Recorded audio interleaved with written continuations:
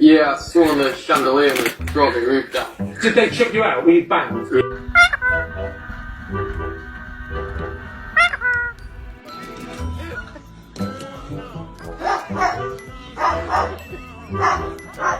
Yo, mais moi,